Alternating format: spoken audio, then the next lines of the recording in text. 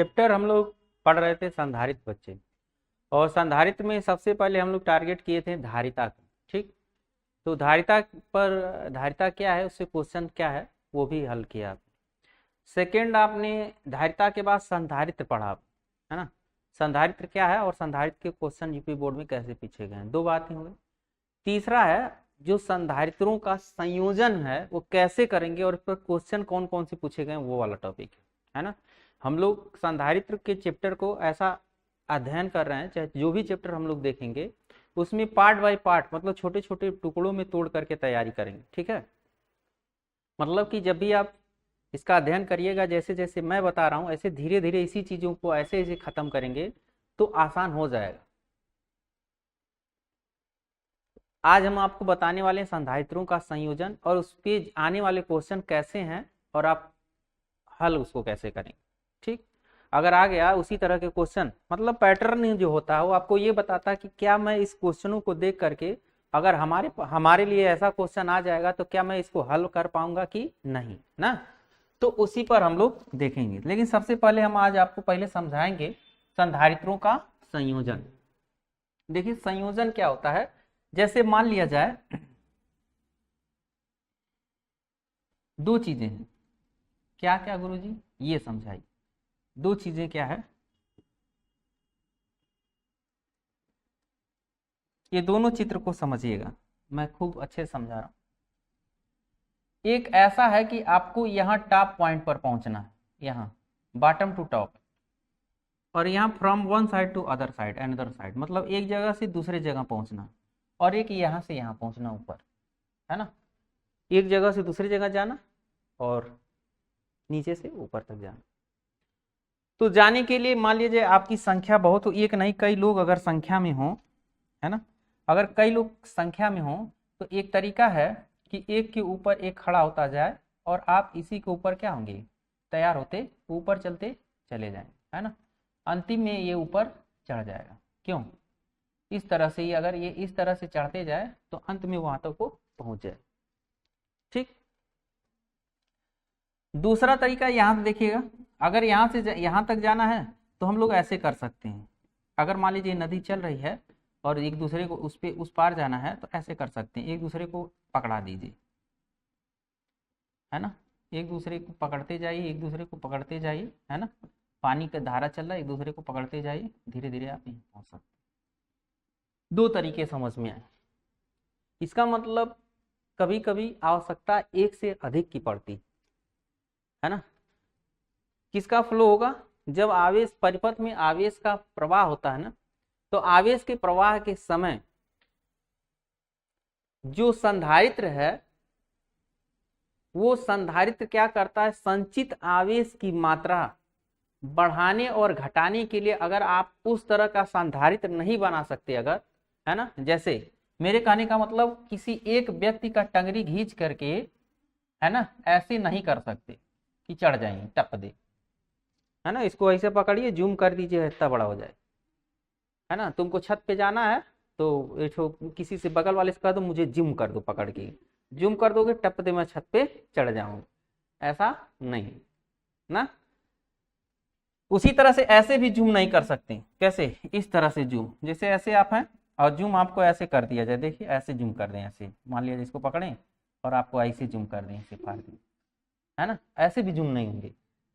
मतलब जूम करने का मतलब ये है, मेरे समझाने का मतलब ये है कि एक को अगर आप जूम करेंगे तो ये बेकार हो जाएगा, आपको ही जूम कर दिया जाए तो मुझे आशा नहीं, पूर्ण विश्वास है कि आपको जो प्रकृति ने बना के रखा है बिगड़ जाएंगे आप, है ना, कहीं मुंह दिखाने के काबिल नहीं रहेंगे, जूम कर दिया जाए। क्योंकि जूम तो कर देगा लेकिन फिर जूम आउट तो कर देगा, जूम इन नहीं कर पाएगा आपको, है ना, जूम इन नहीं कर पाए। तो हमें बस ये समझाना है कि जो संधारित्र आपका है बच्चे, यहाँ पर जो संधारित्र है वो एक दूसरे की मदद से जितना आपको चाहिए उतना देगा। तो दो तरह से संयोजन, दो तरह से ये बात उठ करके आए, तो दो तरह से अगर ये बात उठ करके आए तो हम करें क्या, दोनों चीजों के लिए। इसलिए हम कह सकते हैं कि संधारित्रों का संयोजन दो तरह से होगा। संधारित्रों का संयोजन दो तरह से, दो प्रकार से होगा। संधारित्रों का संयोजन दो प्रकार का होगा। का संयोजन दो प्रकार का होता है।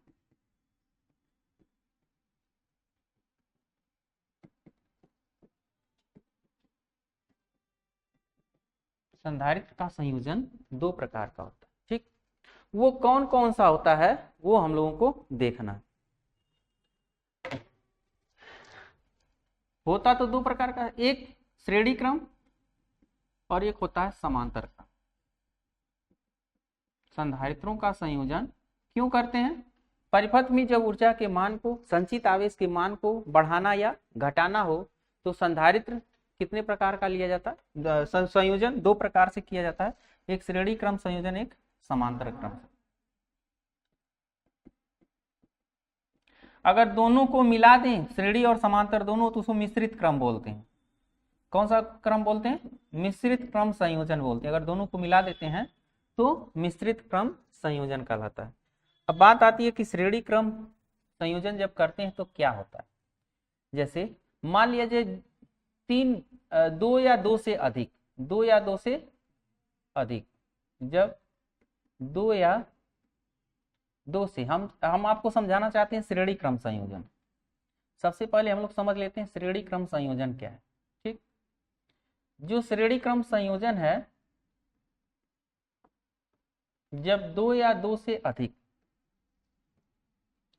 दो से अधिक संधारित्रों को, अधिक क्या, या चित्र से देखते हैं, चित्र भी समझते चलते हैं हम।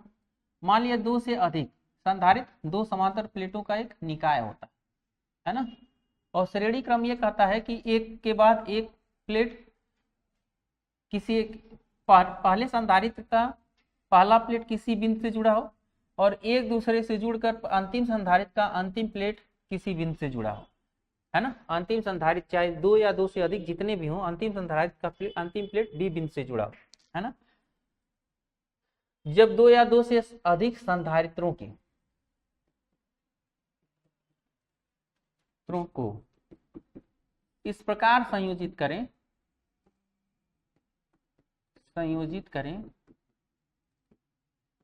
कि, इस प्रकार संयोजित करें कि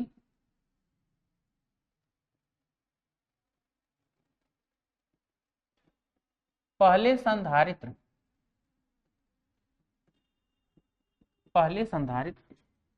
को किसी बिंदु, पहले संधारित्र के प्लेट को, संधारित्र के प्लेट को लिख सकते हैं, या ऐसे कर सकते हैं मुख्य प्लेट को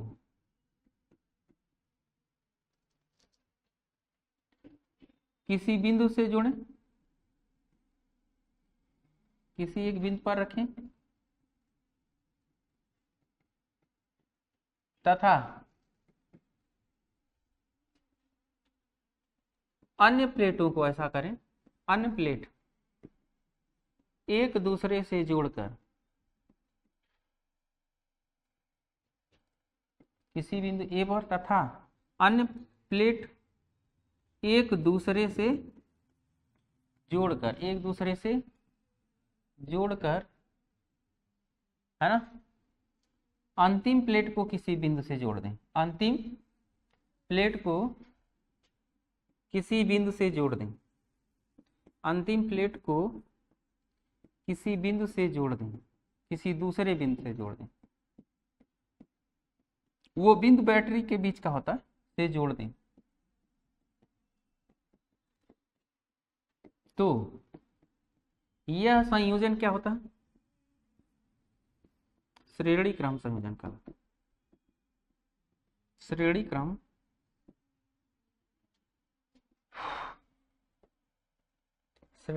संयोजन, रुक जाइए, श्रेणी क्रम संयोजन कहलाता है।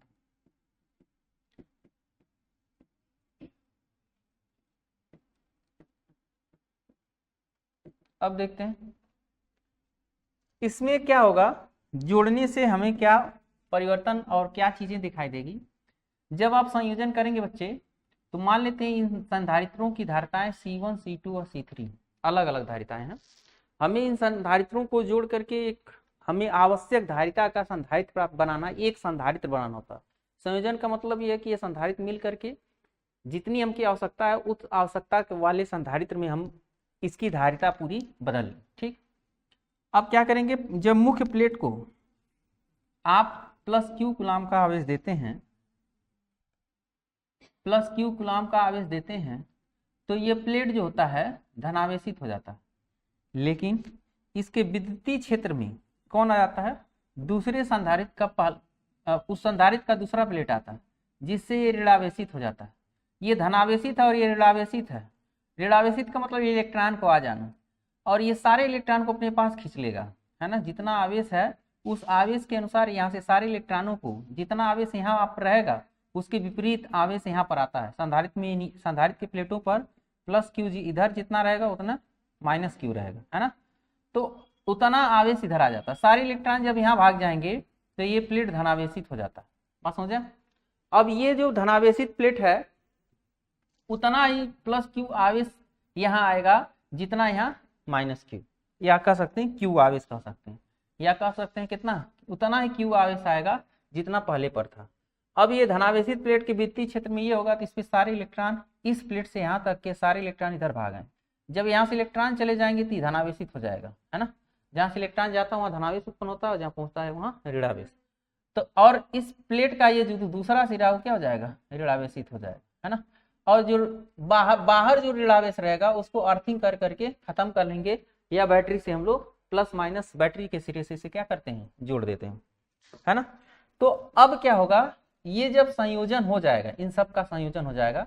मान लिया जाए कि आपने संयोजन इस प्रकार किया कि इस संयोजन को आपने V वोल्ट की बैटरी से जोड़ रखा था, इस संयोजन को V वोल्ट की बैटरी से जोड़ रखा, जहां से चलने वाला आवेश Q है, चलने वाला आवेश Q है। अब ये संधारित्र एक ऐसा संधारित्र बन जाएगा, है ना। यह संधारित्र इसके बाद ऐसा संधारित्र बन जाएगा जिसकी धारिता अलग हो जाएगी। एक संधारित्र बन जाएगा जिसकी कुल धारिता मान लेते हैं C हो जाता है, और ये पूरी धारिता C हो जाता है। तो बैटरी तो वही है, उसमें कोई बदलाव नहीं है।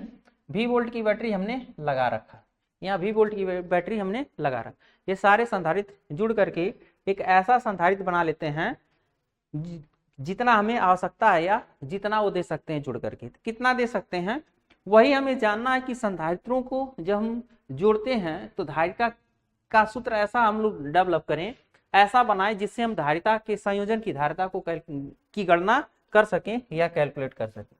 तो संयोजन की धारिता के लिए होता क्या है कि जब आप इसको कनेक्ट कर देंगे, तो हमने पढ़ा था कि Q जो होता है Q = CV। संधारित्र में हम लोग पढ़ चुके हैं Q = CV, Q = CV मतलब 3 लोगों की यहाँ बात करना, तो 2 बात हो गए, है ना। एक बात इस संधारित्र पर देखते हैं, तो यहाँ पर आवेश समान है तो विभव अलग अलग होता है। मान लेते हैं V1, यहाँ V2, यहाँ V3। आवेश धारिताएं अलग हैं, आवेश समान है लेकिन धारिताएं अगर अलग हैं तो सबका विभव क्या होगा, अलग अलग होगा। धारिता अगर अलग है श्रेणी क्रम में तो सबका विभव क्या होगा, अलग अलग होगा। तो हम लोग जानते हैं कि जितना विभव ऊपर उत्पन्न हो गया, जितना हम देंगे, है ना, कुल विभव हमने जितना लगाया है वो अलग अलग विभवों के योग के क्या होगा, बराबर होगा। अर्थात V की वैल्यू V1 + V2 + V3 के क्या होगी, बराबर होगी। तो जो नया वाला संधारित्र आया है, हम लोग जानते हैं समांतर क्रम में विभव क्या होता है, समान होता है। तो नए वाले संधारित्र पर विभव कितना है, V, है ना। और हम लोग फार्मूला एक जानते हैं Q = CV, Q = तो हमें आवश्यकता किसकी है, V की। तो V = Q/C। V बराबर क्या जानते हैं, Q/, अगर हम लोग V = Q/C लिख दें, मान लेते हैं Q आवेश चला था, टोटल आवेश Q चला था, कितना चला था, Q, सब जगह Q जा रहा, Q/C कुल जोड़ करके ये संधारित्र जिसे तुल्य संधारित्र बोलेंगे। और V1 की जगह पर Q ही होगा लेकिन धारिता क्या है, C1, और यहाँ पर Q होगा लेकिन धारिता क्या है, C2, और यहाँ पर क्या होगा, Q/C3। Q सब जगह कॉमन है, Q सब जगह क्या है, कॉमन है। और जब Q सब जगह कॉमन है तो हम लोग यहाँ लिख सकते हैं Q कट जाएगा तो 1/c इक्वल टू मिल जाएगा 1/c1 plus 1/c2 plus C3, है ना। अगर जितने भी होंगे, जितने भी संधारित्र होंगे उनकी धारिताएं यदि 1 से 3 से अधिक हों तो हम लोग इसको ऐसे ही 1/c1 plus 1/c2 plus 1/c3 dot dot dot ऐसे लेते चले जाएंगे। जितनी बार होगा, जितने संधारित्र होंगे उनको ऐसे ले लेंगे, उसके बाद भिन्न के रूप में उसको हल कर लेंगे, है ना। मान लेते हैं कि जो संधारित्र है उन सभी की संधारित्रों की धारिताएं n बार अगर आता है तो n लेते हैं, उनकी धारिताएं अगर मान लीजिए बराबर है ना, सबकी धारिताएं C डैश है, सबकी धारिताएं कितनी है, C डैश है, तो हम लोग जब इसको कितनी बार जोड़ेंगे, n बार जोड़ेंगे तो ये हो जाएगा n/c डैश, n/c डैश। तो तुल्य धारिता अगर C की वैल्यू कैलकुलेट कर दें तो C डैश बाई n, यहाँ कितना हो जाएगा C डैश बाई n, है ना। n संधारित्रों की धारिताएं जब भी निकालना हो तो हम लोग C डैश बाई n फार्मूले से निकालेंगे। मेरे कहने का मतलब यह है कि कहीं पर अगर आपको मिल जाए 3 माइक्रोफैरड 3 माइक्रोफैरड 3 माइक्रोफैरड, है ना, तो आप 1/3 1/3 1/3 नहीं लिखेंगे, है ना, 1/3 1/3 नहीं लिखेंगे, सीधे जितना संधारित्र एक संधारित्र की धारिता है और जितने लगे उतने से भाग दे देंगे, तो धारिता कुल मिलाकर के कितनी मिल जाएगी, 1 माइक्रोफैरड। कितना मिल जाएगा, 1 माइक्रोफैरड। अगर ये 6 माइक्रोफैरड 6 माइक्रोफैरड 6 माइक्रोफैरड होता तो 6/3 लिख लेंगे। हो सकता है 4 बार हो जाए 6 माइक्रोफैरड, कितनी बार हो जाए 4 बार, तब कितना लेंगे 6/4 लेंगे, कितना हो जाएगा 3/2। समझ आ रही बात, मतलब जो संधारित्र जितने भी होंगे अगर भिन्न भिन्न समान होंगे और धारिताएं अगर समान है तो जितना एक का धारिता है उसमें जितनी बार जा रहा है उतने से क्या करेंगे, भाग देंगे। हो सकता है ये 2 बार ही हो सकता है कितनी बार हो, तो कितना लेंगे 6/2, कितना आएगा 3 माइक्रोफैरड। समझ आ रही बात, इस फार्मूले का मतलब यही है, इस फार्मूले का मतलब आप समझ गए होंगे यही है, हाँ? लेकिन एक चीज और समझा दे रहा हूं मैं आपको, यदि मान लिया जाए वो जो संधारित्र ध्रुव हो, यदि संधारित्र कितने हो 2, अधिकतम क्वेश्चनों में अधिकतम 2 ही मिलता है, 2 मिलता है 3 मिलता है, 2 हो, तो अब यहाँ एक चीज ध्यान रखेंगे हम लोग, क्या 1/c equal to 1/c1 plus 1/c2, तो एलसीएम ले लेंगे तो कितना हो जाएगा नीचे C1 C2, है ना, कितना हो जाएगा C1 C2, और यहाँ भाग देंगे तो C1 प्लस C2। एलसीएम लेने के बाद हल करेंगे तो C की वैल्यू हो जाएगी C1 C2 बटे C1 प्लस C2। इस फार्मूले को मतलब इस समान है तो ये वाला और 2 ठो है तो ये वाला फार्मूला हम लोग तुरंत अप्लाई कर लेंगे। क्वेश्चन अभी आगे मैं बताऊंगा तो उस क्वेश्चन में इसी फार्मूले का उपयोग आपको करना होगा, ठीक। जैसे मेरे कहने का मतलब अगर मान लिया जाए कहीं संधारित्र 3 माइक्रोफैरड का हो, ठीक, और एक 4 माइक्रोफैरड का संधारित्र हो, तो आपको अब 1/3 1/4 नहीं लगाना, आपको डायरेक्ट 3 × 4/3 प्लस 4 लगाना, जिससे संधारित्र का इक्विवेलेंट धारिता क्या हो जाएगा, मिल जाएगा। समझे। अगर मान लिया जाए यहीं पर 7 माइक्रोफैरड रहता है या 3 माइक्रोफैरड था तो लिखते हैं 7 × 3/7 प्लस 3, है ना, 7 × 3/7 प्लस 3। ये आपको सोचना होगा कि हम लोग धारिता अगर कैलकुलेट करना है तो ऐसे फार्मूले का प्रयोग करिए, ऐसे फार्मूले का उपयोग करिए जिससे आप जल्दी से और सटीक उत्तर निकाल सकें, और इन एक भिन्न के रूप में लिख करके आधा 1 घंटा तक उसको लगाएं, ऐसा नहीं करना, ठीक। ये संयोजन कौन सा संयोजन है, श्रेणी क्रम। अब हम लोगों के पास एक और संयोजन रखा है, कौन सा संयोजन, समांतर क्रम संयोजन। तो अगला हम लोग समझेंगे समांतर क्रम संयोजन क्या है। समांतर क्रम संयोजन, समांतर क्रम संयोजन में फार्मूला कैसे निकालें, ये देखिए, इन पैरेलल कॉम्बिनेशन। समांतर क्रम में क्या होता है कि वही संधारित्र जो आप श्रेणी क्रम में लगाए थे आप ऊपर नीचे लगा दीजिए, है ना, ऊपर नीचे लगा लें, और जितने भी संधारित्र हैं उसके सभी मुख्य प्लेटों को किसी एक बिंदु से जोड़ दीजिए, है ना, उनके सभी मुख्य प्लेटों को किसी एक बिंदु से हम जोड़ देते हैं, ए बिंदु से मान लेते हैं जोड़ दिए, ठीक, और इसके दूसरे प्लेट को किसी एक बिंदु से जोड़ दें, इसके दूसरे प्लेट को क्या करें, किसी अन्य बिंदु बी से जोड़ दें, ठीक। संधारित्र की धारिताएं कितना मान लें, C1 C2, इसकी धारिताएं C1 C2 और C3 है ना। तो ऐसा संयोजन जिसमें दो या दो से अधिक, दो या दो से अधिक, क्या, दो या दो से अधिक संधारित्रों को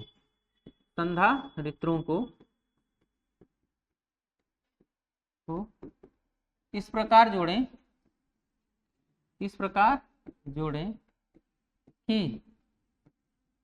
कि प्रत्येक प्लेट का, प्रत्येक संधारित्र का मुख्य प्लेट एक बिंदु पर, किसी एक बिंदु पर, है ना, ये हुआ किसी मुख्य प्लेट मान लें एक बिंदु पर, तथा दूसरा प्लेट कहाँ पर, किसी अन्य बिंदु पर, किसी अन्य बिंदु से जुड़ा हो, बी से जुड़ा हो, तो यह संयोजन क्या है, हाँ, तो यह संयोजन समांतर क्रम होगा। ये कौन सा होगा, समांतर क्रम होगा, है ना, यह संयोजन क्या कहलाएगा, समांतर क्रम होगा, यह समांतर क्रम संयोजन कहलाएगा। समझ आया बात, यह क्रम कैसा हो जाएगा, समांतर क्रम संयोजन। अब समझते हैं कि जो हम समांतर क्रम संयोजन लाए हैं, जो समांतर क्रम संयोजन हम लोग लेकर के आए हैं, इसमें जो हमने सब बताया है कि संयोजन इसलिए करते हैं कि हमें ऐसा संधारित्र बनाना है जिसकी धारिता हमें बदलना है। कई तो हमें जितने मात्रा की संधारित्र की धारिता चाहिए, कितनी मात्रा की चाहिए, अभी हम दोनों पढ़ाने के बाद आपको बताएंगे क्या चाहिए क्या नहीं चाहिए, है ना।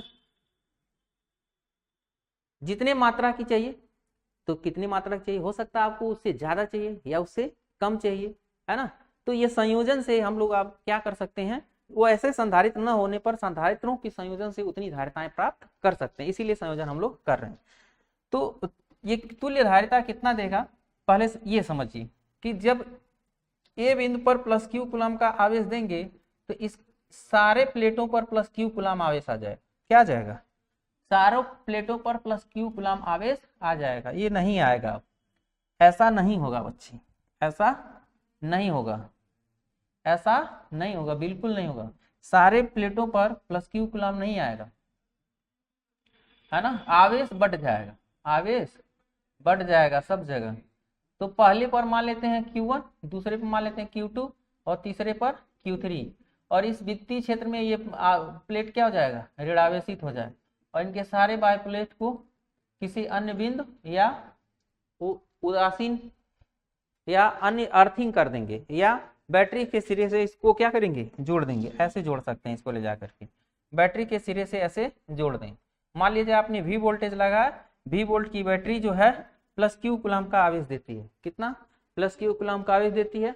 तो जब ये समांतर क्रम में होगा तो आवेश बढ़ जाएगा, और समांतर क्रम में आवेश बढ़ जाएगा तो होगा क्या, एक चीज तो कॉमन रहेगा, सब जगह विभव समान होगा, सब जगह विभव क्या होगा, सब जगह विभव क्या होगा, समान रहेगा। मान लेते हो सब जगह विभव कितना है, V। तब हमें यहाँ क्या चाहिए,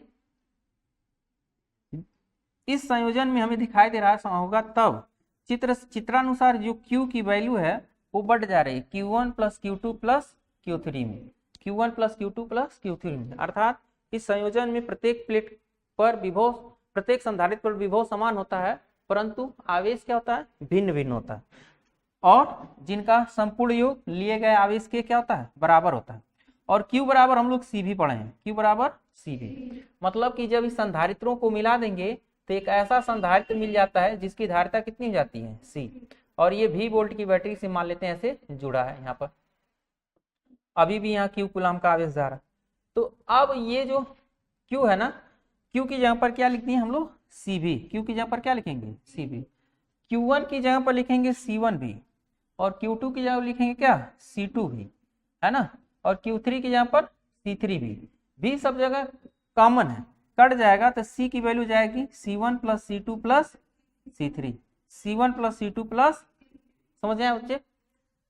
अर्थात अगर मान लिया जाए, ध्यान समझिए, अगर कई संधारित्र हों, n संधारित्र जुड़े हैं। कितने संधारित्र? 3 थे, 4 थे, इसका मतलब n है, संधारित्र जुड़े हैं। अगर n संधारित्र जुड़े हो तब हम क्या कहेंगे, c की value C1 plus C2 plus C3 plus dot dot dot कितनी बार, हाँ जितनी बार होगा उसको क्या करेंगे, जोड़ डालेंगे। लेकिन यहां पर अगर मान लिया जाए सभी संधारित्र की धारिताएं C डैश हो, कितनी हो, C डैश हो, तो कितनी बार जोड़ेंगे, n बार जोड़ेंगे। तो अगर आप इसको n बार जोड़ते हैं C डैश को, तो C डैश को अगर 2 बार जोड़ेंगे 2 C, 3 बार जोड़ेंगे 3 C डैश, 4 बार जोड़ेंगे 4 C डैश, n बार जोड़ेंगे तो n C डैश, कितना जाएगा, n C डैश। तो जो तुल्य धारिता हुआ कितना हो गया, n C डैश। मेरे कहने का मतलब अगर कहीं पर आपको इस तरह से संधारित्र दिखाई दे, सॉरी इस तरह से संधारित्र कहीं पर दिखाई दे, है ना, तो आपको 3 माइक्रोफैरड या 2 माइक्रोफैरड 2 माइक्रोफैरड 2 माइक्रोफैरड ऐसा दिखाई देता है आपको अगर, तो सबको जोड़ डालिए, कितना हो जाएगा ये इक्विवेलेंट कितने का काम कर रहा है, 6 माइक्रोफैरड का। कितने का काम कर रहा है, 6 माइक्रोफैरड का काम कर रहा है बच्चे। तब यहां पर ऐसा भी हो सकता है किन्हीं 2 संधारित्रों के लिए, किन्हीं 2 संधारित्रों का योग अगर देखा समांतर क्रम में, तो C की वैल्यू हो जाएगी C1 plus C2, C1 plus C2, है ना। ये बातें आप ध्यान रखेंगे क्वेश्चन सॉल्विंग के समय। लेकिन अभी कभी इसके बारे में पूछ लेगा संयोजन के बारे में, तो आप इसी तरह से इनको प्रूव करेंगे, ठीक। C equal to C1 plus C2। अब देखिए ये इस फार्मूले में जो C की वैल्यू मिल रही है सबको जोड़ दे रहे हैं, सबको क्या कर रहे हैं, सीधे सीधे जोड़ दे रहे हैं। तो ये धारिता बढ़ रही घट रही है, धारिता क्या हो रही है, बढ़ रही है। बस यही बात है, अब यही कॉमन है, धारिता क्या हो रही है, बढ़ेगी। यहाँ पर धारिता, इस संयोजन में धारिता क्या होती है, बढ़ती है। तुल्य धारिता क्या होती है, बढ़ती है। परिणामी धारिता क्या होती है, बढ़ती है। समांतर क्रम संयोजन जब संधारित्रों का करते हैं तो तुल्य धारिता बढ़ती है। मतलब आपको 2 माइक्रोफैरेड का संधारित्र 3 दिया जाए और कहा जाए 6 ठो लाइए, तो तीनों को समांतर क्रम में जोड़ दीजिए, बढ़ करके 6 माइक्रोफैरेड की धारिता का संधारित्र बन जाएगा। तो इस संयोजन में जो धारिता है वो क्या होती है, बढ़ती है। अभी इसके पहले हम लोगों ने पढ़ा उल्टा करके जोड़ना है, क्या करना है, उल्टा करके संधारित्रों की धारिताएं को उल्टा करके जोड़ना है। अगर आप संधारित्र की धारिताओं को उल्टा करके जोड़ेंगे तो धारिता क्या हो जाएगी, घट जाएगी। धारिता क्या होगी, घट जाएगी। तो यहाँ पर तुल्य धारिता क्या होती है, घटती है। तुल्य धारिता क्या होती है, घटती है ना। अर्थात ज्यादा धारिता का अगर कोई संधारित्र मिल गया है तो उसकी धारिता को कम करना है तो हम कौन सा क्रम संयोजन करेंगे, श्रेणी क्रम। और ये धारिता के मान को बढ़ाना है तो कौन संयोजन करेंगे, समांतर क्रम। समझे, इसलिए संधारित्रों का संयोजन समझना जरूरी है। तो संधारित्रों का एक तो सूत्र भी मिल गया और ये भी समझ में आ गया कि संयोजन की धारिता बढ़ाना कि घटाना। अब आपके घर पंखा है और उस पंखा धीरे धीरे चल रहा है। अब उस पंखे के पास आपको कहते हैं कैपेसिटर बदल दीजिए, नहीं बदलने का मतलब नहीं। अगर आपके पास कोई पुराना कैपेसिटर है और हम चाहते हैं कि उसकी धारिता क्या करें, बढ़ा दें, है ना, उसकी धारिता को क्या करें, बढ़ा दें। तो धारिता बढ़ाने के लिए हमें क्या करना होगा, हाँ, जो संधारित्र होगा ना बच्चे, इसके 2 तार होंगे। कितने तार होंगे, है ना, 2 तार होंगे। अगर तार से तार मिला करके अगर जोड़े तो श्रेणी हो जाएगा, तो और घट जाएगा, फिर और नहीं चलेगा, है ना। और यदि इन दोनों संधारित्रों की जो दोनों तार हैं, है ना, इन दोनों संधारित्रों की जो दोनों तार, एक को यहाँ सटा करके फिर जोड़ दिए तो धारिता क्या हो जाएगी, बढ़ जाएगी। धारिता क्या हो जाएगी, बढ़ जाएगी। समझ पा रहे हैं, मतलब धारिता के मान को अगर बढ़ाना है तो कैसे संधारित्रों को जोड़ेंगे। इसी के पहले जो आपने बताया था, अगर इन दोनों प्लेटों, अगर इसको यहाँ जोड़ दिए तो इसको यहाँ जोड़िए, है ना। अब इन दोनों बिंदुओं को जो मिला इसको ले जा करके जहाँ जोड़ते तो वहां जोड़ दीजिए, समझे, तो धारिता क्या हो जाएगी, बढ़ जाएगी। तो हो सकता है कि आपके पंखे की स्पीड, अगर अंदर खराबी नहीं है, केवल धारिता के कारण उसका स्पीड प्रभावित हो रहा है, तो उसका स्पीड क्या हो जाएगा, बढ़ जाएगा। हाँ, समझ गया। अच्छा आगे देखते हैं। संयोजन आपने इतनी आसानी तरीके से समझ लिया और उसमें कुछ क्वेश्चन आते हैं, कैसे पूछे हैं क्वेश्चन, उसको अब हम आपको समझा रहे हैं। देखिए बच्चे, आपसे क्वेश्चन ये पूछ रखा था, बोर्ड परीक्षा का पूछा हुआ क्वेश्चन है, क्वेश्चन, है ना। क्वेश्चन में कह रहा है C1 माइक्रोफैरेड तथा C2 माइक्रोफैरेड, है ना। C1 माइक्रोफैरेड और C2 माइक्रो धारिता के 2 संधारित्रों को समांतर क्रम में जोड़ने पर तुल्य धारिता 20 माइक्रोफैरेड है। यदि उन्हें श्रेणी क्रम में जोड़ा जाए तब तुल्य धारिता 4.8 माइक्रोफैरेड हो जाती है। तो C1 C2 धारिताओं में अनुपात ज्ञात कीजिए। तो और कह रहा C1 बड़ा C2 से। चलिए समझते हैं पहले। अब दो संधारित्र ले रहा है, कह रहा कि जब उन संधारित्रों को, अभी आपको संधारित्र जोड़े भी थे, है ना, दो जोड़े थे ना, एक श्रेणी क्रम और एक समांतर क्रम। तो जब आप समांतर क्रम में करेंगे तो C1 प्लस C2 लेंगे, समांतर क्रम में क्या लेंगे C1, और श्रेणी क्रम में क्या लेंगे 1/C1 प्लस 1/C2, है ना। और श्रेणी क्रम में जो तुल्य धारिता है वो कितनी है, समांतर क्रम में कितना है 20 माइक्रोफैराड, है ना, ज्यादा देखिए 20 माइक्रोफैराड, तो इसको मान लेते हैं समीकरण 1, ठीक। और समांतर क्रम में कितना है, श्रेणी क्रम में कितना है 4.8 का मतलब 1/4.8। समझ आई बात। अब देखिए यहाँ हमसे आगे पूछ रहा है कि C1/C2 निकालिए। क्या निकालिए C1/C2, है ना। तो हम यहाँ C1/C2 निकालने के लिए कौन सा टेक्निक यूज कर रहे हैं देखिएगा ध्यान से। इसको पहले मैं और सॉल्व कर यहाँ रहने दे रहा हूँ। C1/C2 चाहिए तो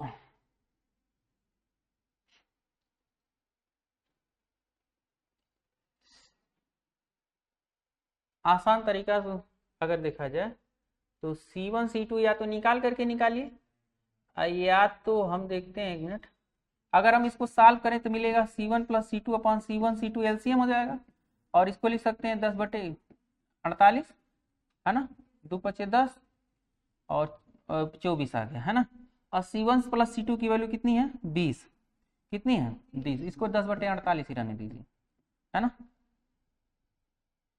तो यहाँ C1 C2 आ गया, कितना आ गया C1 C2, और यहाँ क्या लिख सकते हैं 10/48, ठीक। अब ये 0 से 0 काट दे रहा हूँ, और 48 दूना क्या हो जाएगा 96, 48 दूना C1 C2 का मान कितना आ गया 96, मतलब 96 आ गया। C1 C2 का मान कितना आ गया 96, C1 और C2 का मान कितना आ गया 96। अब C1 C2 का मान जब निकाल लिए तब आपको चाहिए C1/C2 निकालना। अभी C1/C2 निकालने के लिए क्या करें देखिए, या तो C1 C2 को कैलकुलेट कर लें, या तो यहाँ अगर भाग वाला कोई होता, अगर हम इसमें सॉल्व करके भाग भी देते तो नहीं आ रहा था। C1 C2, अगर C1 कॉमन ले लें तो C1/C2, C1/C2 नहीं होगा, C2 कॉमन ले लेंगे। चलिए अच्छा देखते हैं, हम लोग सॉल्व भी कर ले रहे हैं, ठीक है। तो एक फॉर्मूला हम लोग लिखेंगे C1 माइनस C2 का होल स्क्वायर की जो वैल्यू होती है वो C1 प्लस C2 के whole square minus 4C1 C2 के क्या होता है इक्वल होता है, माइनस 4C1 C2 के क्या होता है इक्वल। यहाँ C1 प्लस C2 की वैल्यू 20 है, कितनी है 20, है ना। और यहाँ पर C1 C2 की वैल्यू 96, है ना। तो यहाँ कितना आएगा 400 माइनस 4 छक्का 24, 4 9 36, 4 40, 4 छक्का 24, 2 बच रहा है ना, 4 9 36, 2 38, तो ये कितना बचा 16, कितना बचा C1 माइनस C2 का होल स्क्वायर बराबर 16। अगर वर्गमूल लेंगे तो C1 माइनस C2 की वैल्यू कितनी मिल जाएगी 4, C1 माइनस C2 की वैल्यू कितनी हो गई 4। अब C1 माइनस C2 की वैल्यू अगर निकालनी है बच्चे तो, और C1 प्लस C2 की वैल्यू हमको पता है कितना है, C1 प्लस C2 की वैल्यू कितना होता है 20, है ना। अगर जोड़ देंगे दोनों को, दोनों समीकरणों को क्या करेंगे जोड़ देंगे तो ये कट जाएगा, तो 2C1 बराबर कितना होगा 24, और C1 की वैल्यू कितनी हो गई 12, और C1 की वैल्यू अगर 12 हो गई तो 20 पाने के लिए C2 की वैल्यू कितनी होनी चाहिए 8, तभी तो होगा। और ये किस में लिखेंगे माइक्रोफैरेड में, क्योंकि हो सकता है क्वेश्चन में क्या दिया है माइक्रोफैरेड, तो माइक्रोफैरेड में ही लिखेंगे। C1 की वैल्यू कितनी होगी 12 माइक्रोफैरेड, और C2 की वैल्यू कितनी होगी 8 माइक्रो, तो C1/C2 का मान पूछ रहा है तो 12/8। और हम इसको अगर काटेंगे 4 3 12, 4 दूनी 8, लगभग 1.5। C1/C2 की वैल्यू कितनी मिल गई 1.5, है ना। तो आप क्या करिएगा C1 C2 की वैल्यू कैलकुलेट करके उनको आपस में भाग दे दीजिएगा, ठीक है। अच्छा अगला क्वेश्चन देखते हैं, अच्छा क्वेश्चन, अब चित्र वाला क्वेश्चन बहुत पूछता है, चित्र वाला क्वेश्चन 2022 में पूछा हुआ क्वेश्चन है। देखिए चित्र वाले क्वेश्चनों को हल करने के लिए सबसे पहला कॉन्सेप्ट ये जानिए कि जैसे ये मेरे पास वायर है ना, ये वायर है ना, चाहे ये सीधा रहे, अच्छा इसको घुमा करके मैं लाऊं, है ना, ऐसे घुमा दूं इस वायर को, अगर मैं इसको घुमा भी रहा हूं, है ना, तो इससे कोई मतलब नहीं है, ये चाहे जैसे रहे, इसकी आकृति चाहे जैसे रहे, हमको इससे कोई मतलब नहीं है ना। तो जो फिगर है ना, उस फिगर के को सीधा करने का प्रयास करिएगा, तार को क्या करने करिए, सीधा प्रयास करिएगा कि तार को कैसा कर दें, सीधा कर। सीधा करने का मतलब ये है कि आप जब भी कुछ पूछेगा तो पहले तार को सीधा करने के लिए, ये पूछा क्वेश्चन में कि सी का मान पूछ रहा है, तो सी का मान बता लेंगे।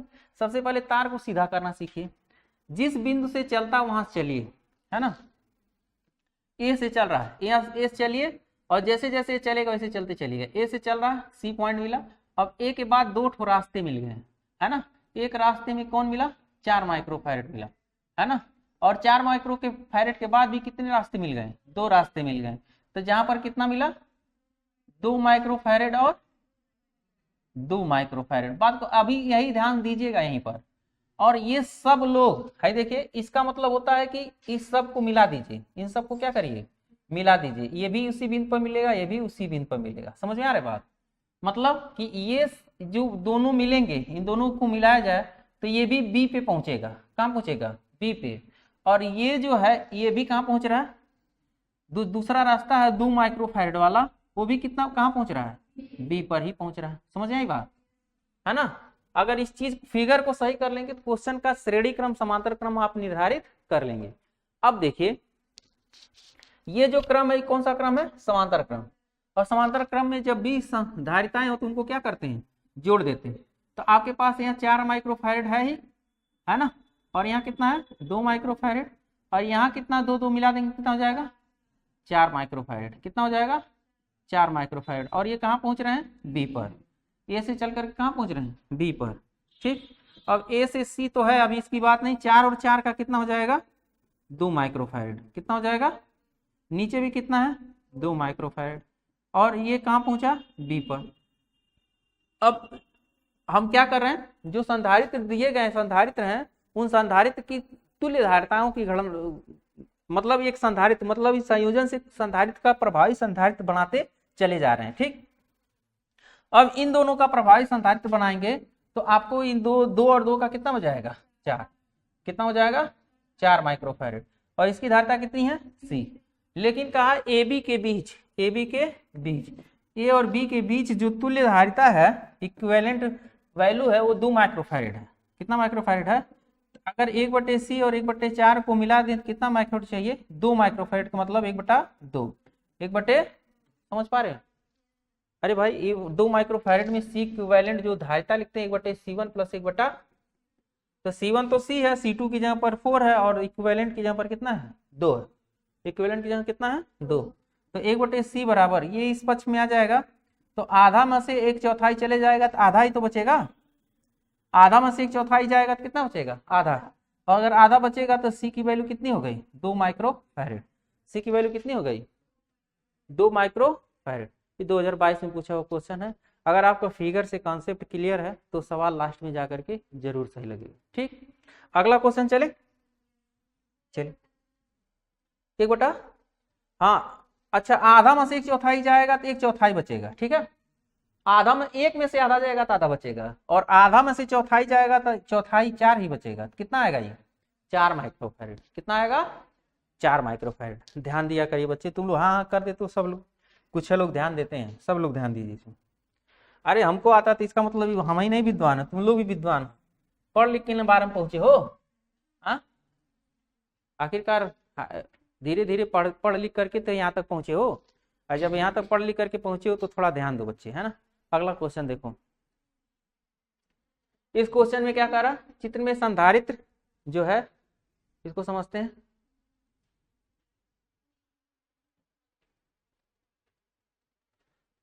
इस फिगर में भी वही काम करना जो अभी मैंने पीछे समझाया। संधारित्र सी की धारिता, सी का मान पूछ रहा है। किसका मान पूछ रहा है, सी का मान, है ना।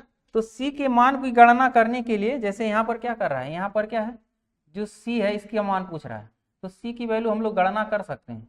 हम लोग तार को कभी भी, संधारित्र के हों चाहे प्रतिरोध के क्वेश्चन जितने भी होंगे, तार को सीधा करना सीखेंगे। कैसे करना सीखेंगे, सीधा। अगर आप ज्यों सीधा करेंगे ना तो आपको समझ आएगा कौन कहाँ क्या कर रहा है। ए से चलें, ए के पास कितना सी, यहाँ से कितने रास्ते, 2 रास्ते, यहाँ से थोड़ी दूर चलने पर कितने रास्ते, 2 रास्ते। एक रास्ते में कितना, 1 माइक्रोफैरेड के बाद कितने रास्ते, एक रास्ते में कितना, 4 माइक्रोफैरेड, ठीक। और इस रास्ते में कितना, 6 और 1, 6 और, ठीक। और पुनः ये जाकर के मिल गए और मिल करके कहाँ पहुंच गए, बी पर, मिल करके कहाँ पहुंच गए। अब दूसरे रास्ते पे चलते हैं, कितना माइक्रोफैरेड, 8 माइक्रोफैरेड, और फिर 2 रास्ते, कितना माइक्रोफैरेड, 12 माइक्रोफैरेड और 2 माइक्रोफैरेड, समझ में आ रहा। अब ये दोनों रास्ते मिल करके कहाँ पहुंच गए, समझ आया। तो कौन कहाँ कैसे मिलेगा वो मिलाना सीखिए। देखिए इसको अगर आप हल कर लिए तो आप समझिए यहाँ पर कौन कहाँ कैसे मिल रहा है। अब ये देखिए इस श्रेणी क्रम है ना, कितना कितना, 6 माइक्रोफैरेड और 1 माइक्रोफैरेड, 6 माइक्रोफैरेड और 1 माइक्रो, कितना हो जाएगा, 7 माइक्रोफैरेड होगा। हाँ ये ध्यान दीजिएगा, जोड़ेंगे समांतर क्रम में, जोड़ेंगे कहाँ, तो ये तो सी है ही, और यहाँ पर कितना है, 1 माइक्रोफैरेड। अब यहाँ तीनों को हल कर लेते हैं, इन दोनों का क्या आएगा, 1/6 और 1/1, 6 एलसीएम हो जाएगा, या 6 इंटू 1/6 + 1 ना, अरे भाई नीचे वाले का, हाँ 6/6 इंटू 1/6 + 1, और ऊपर कितना, 4 माइक्रो, हाँ थोड़ा सा आप देखिए क्वेश्चन को कठिन कर दिया है ना। और यहाँ कितना, 8 माइक्रोफैरेड, ठीक है। और यहाँ कितना, 12, और यहाँ कितना, 12 2 14 माइक्रोफैरेड, ठीक। ये तो सीधा हो गया। अब ये कहाँ पहुंच गया, बी पर, कहाँ पहुंच गया सब। अब इनको भी पहुंचा दिया जाए, एक ठो बना दिया जाए, अब जोड़ देंगे, तो 7 चौक 28, 6 34, 34/7, 34 तो यहाँ पर रास्ता कितना, एक माइक्रोफैरेड के लिए रास्ता है, अभी सी को छोड़ते हैं यहाँ पर, और फिर 14 और 8, 1/14 गुणे 8, इसका होगा 8 गुणे 14/8 + 14, कितना होगा, 8 + 14 22 ना, 2 ग्राम 22 और 2 सत्ते 14, 8 सत्ते 56, कितना हो गया, 56, कितना हो गया, 56/11 माइक्रोफैरेड, 56 और यहाँ देखिएगा कितना, 34/7। ये देखिए जब तक आप क्रम में चलेंगे नहीं, बाद में लिखने पर ना क्वेश्चन थोड़ा सा डिस्टर्ब हो जाता है। तो 34/7 माइक्रोफैरेड लिख लिख करके जब लगाते हैं तो भूल जाता है कौन श्रेणी में कौन समांतर में, लेकिन चित्र बताता रहता है कि कौन श्रेणी में आ रहा है कौन समांतर क्रम में, है ना। अच्छा आगे देखते हैं,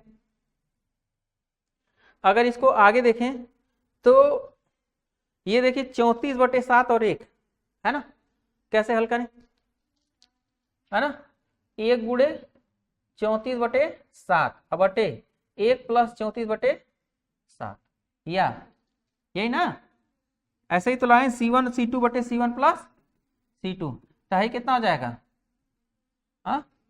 34/7 कट जाएगा 7 7 से, 7 एकम 7, 7 4 11, ये कितना हो जाएगा 41, कितना हो गया 34/41, ये कितना हो गया, ऊपर कितना हो गया, समझ में आ रहा है, ऊपर कितना हो गया भाई 34/41, 34/41 माइक्रोफैरेड, नीचे कितना हो गया, 56/11 माइक्रोफैरेड, समझ में आ रहा है, थोड़ा सा टफ लगेगा लेकिन 56/11। अब इन दोनों को मिला दीजिए, मिलाएं, कितना करें, देखिए बच्चे कठिन लगेगा लेकिन कठिन होने से नहीं मतलब है, क्वेश्चन सॉल्व करने आना चाहिए। ये दोनों अगर हम लोग मिला दें तो हम लोग जानते हैं समांतर क्रम में क्या करते हैं, जोड़ लेते हैं ना, तो 34/41 और 56 इसको दशमलव में ले रहा हूँ, आसान हो जाएगा, या 34/41 सोच लीजिए, अब आपसे लगवाया बहुत कठिन क्वेश्चन, 56/11, अब एक तिर्यक गुणा, क्योंकि एलसीएम कोई ऐसा है ही नहीं, है ना, तो कितना ले लें एलसीएम, 41 × 11 ना, 41 गुणे 11 और 11 चौक 44, 11 तिया 33 4 37 और यहाँ 41 गुणे 56, तो 41 गुणे 56 कर देते, 22 96 आ रहा है। गणना करेंगे तो कितना आ रहा है, 22 96। अब इसको टोटल जोड़ दीजिए, कितना आ रहा है, जोड़ देंगे तो क्या मिल रहा है भाई, जोड़ेंगे तो क्या मिलेगा यहाँ 0 9 7 16 1 17 1 7 हाथ में 1 3 2 5 1 6 और 2 बटे 11 कम 11 11 चौक 44 1 45 451 है ना। अब 2670 में भाग देना कितने से, 51 से। कितनी बार, लगभग 5 बार चला जाएगा ना, चला जाएगा। 5 1 कम 5 5 5 25 5 का 20 2 22 है ना। यहाँ 5 आएगा, यहाँ 1 आएगा और यहाँ 1 तो चला, 1 आया, यहाँ 4 आएगा। फिर दशमलव लगा दें, 0 बढ़ा दें, फिर कितनी बार, 9 बार चला जाएगा। क्यों 9 बार, 9 1 कम 9 9 बचे 45 और 9 9 चौक 36 4 40 है ना। कितना है, 1 आएगा ना और यहाँ 9 है ना। तो लगभग ये आ रहा 6 के करीब। कितना है, मतलब ये आएगा तो इसे 5.9 माइक्रोफैरेड, 5.9 माइक्रोफैरेड। और यहाँ कितना है, C कितना है। अब ये क्वेश्चन सॉल्व नहीं हुआ, 5.9 माइक्रोफैरेड आया, C की वैल्यू बताना, लेकिन तुल्य धारिता कितना है, 1 माइक्रोफैरेड। तुल्य धारिता कितना है। अब 1 माइक्रोफैरेड के रिस्पेक्ट में इसको हल करेंगे अगर, तो हम लोगों को मिल जाएगा कितना, C। यहाँ C तो है, तुल्य धारिता 1 माइक्रोफैरेड, हमको यहाँ C मिला है और कुल मिला करके कितना मिला है, 5.9 माइक्रोफैरेड। कितना मिला है। अब इसको श्रेणी क्रम हो क्या लेते हैं, 1/C, 1/, इसको मान लेते हैं 6 और ये कितना है 1, कितना है 1/1। तो 1/C बराबर कितना हो जाएगा, ये 1 माइनस 1/6, तो 6 और 1 जाएगा, कितना आएगा 5/, किसकी वैल्यू, C की। तो C बराबर कितना है 6/5, 6/,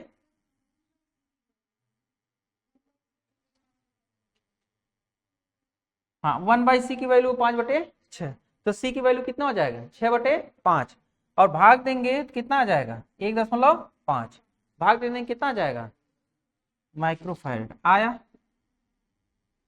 कितना है, खोदा पहाड़ निकली चुहिया है ना।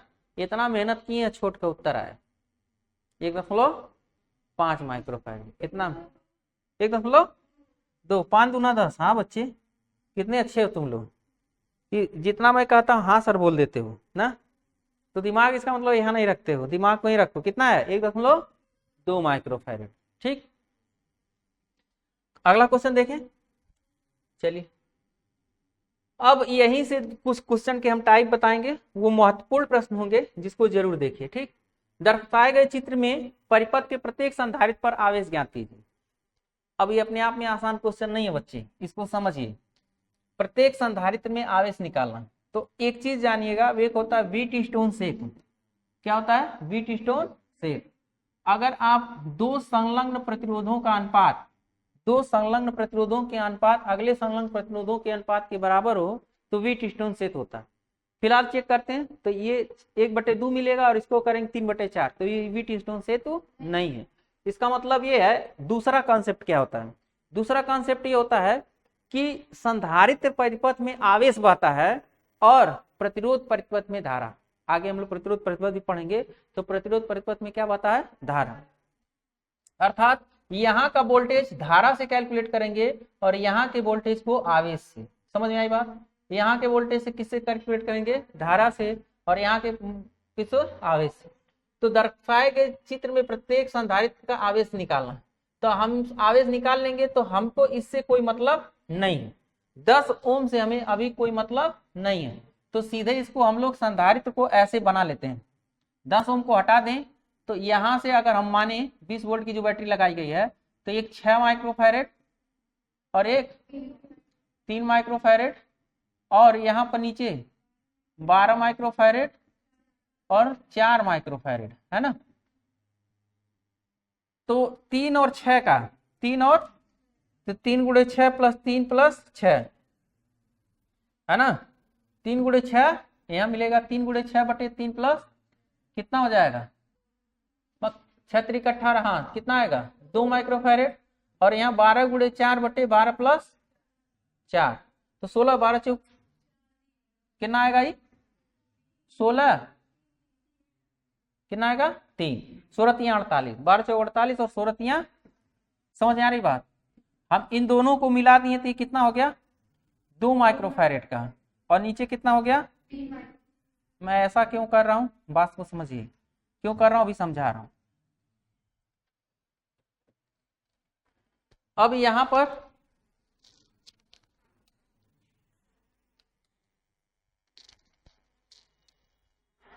दो माइक्रोफैरेड और 3 माइक्रोफैरेड, ये किस क्रम में है, समांतर क्रम में।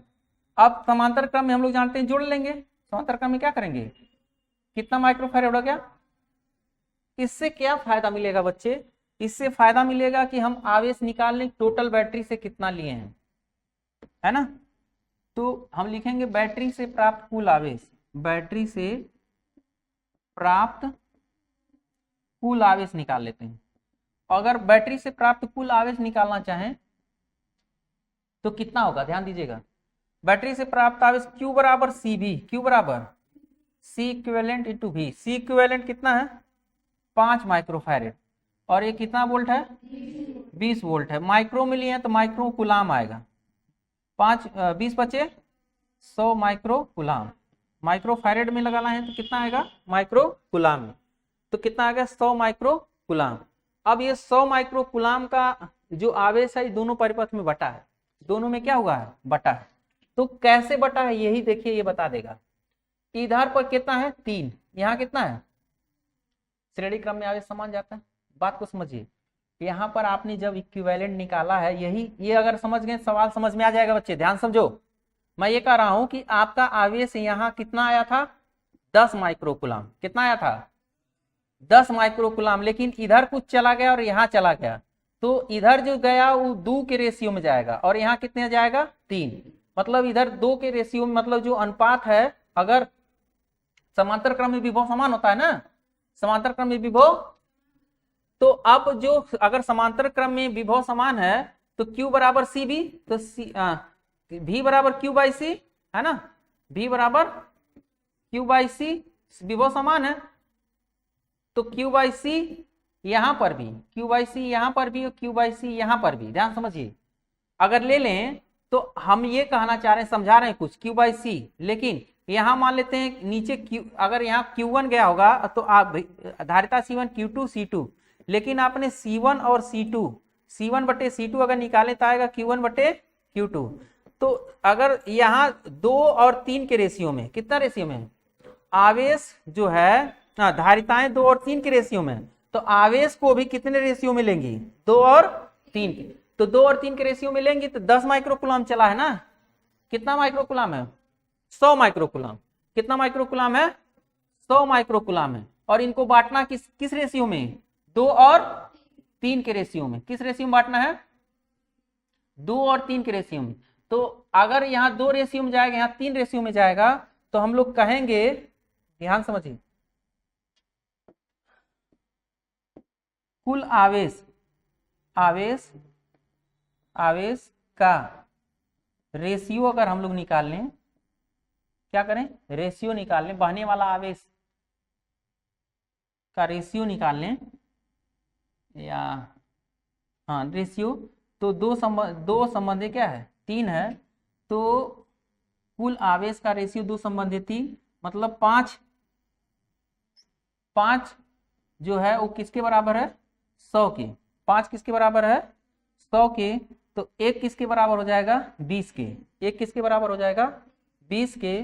तो अगर हम पूछें, हमसे पूछा जा रहा है कि सभी में प्रत्येक संधारित्र में आवेश बताइए, प्रत्येक संधारित्र में आवेश बताइए। मतलब 6 माइक्रोफैरेड और 3 माइक्रोफैरेड, तो 6 माइक्रोफैरेड और 3 माइक्रोफैरेड में आवेश अगर आप निकालेंगे बच्चे, तो इसमें जाने वाला जो आवेश होगा कितने रेशियो का होगा? 2 रेशियो का। कितने रेशियो का होगा? 2 रेशियो को कितना आएगा? 20 गुणे 2 कितना आएगा? 40 माइक्रो कूलम।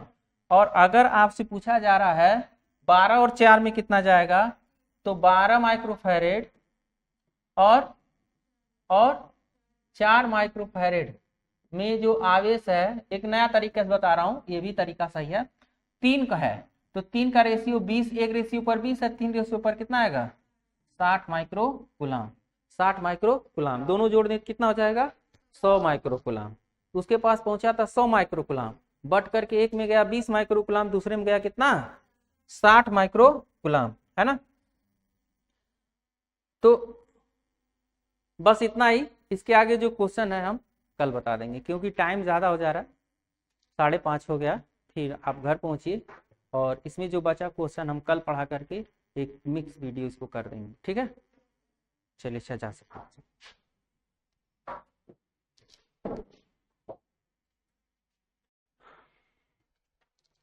तो क्वेश्चन में यहाँ देखते हैं, एक संजाल में बिंदु ए और बी के बीच, मैंने कहा कभी भी ए और बी के बीच धारिता ज्ञात ही करनी है अगर, तो सबसे पहला काम ए पॉइंट से शुरू करते हैं, ठीक।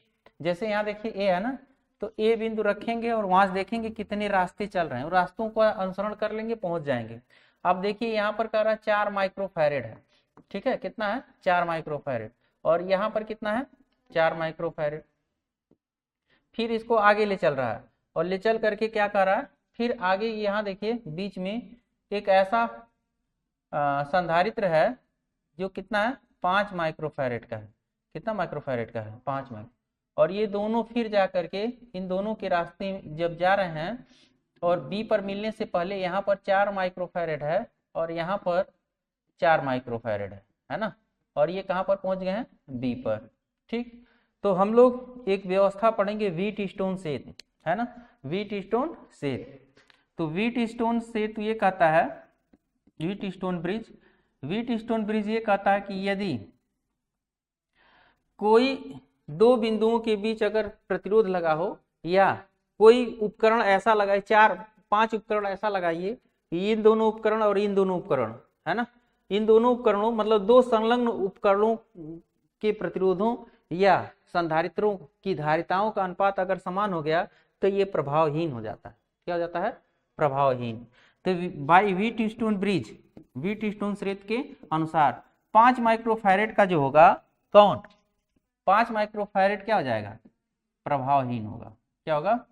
प्रभावहीन होगा। क्यों?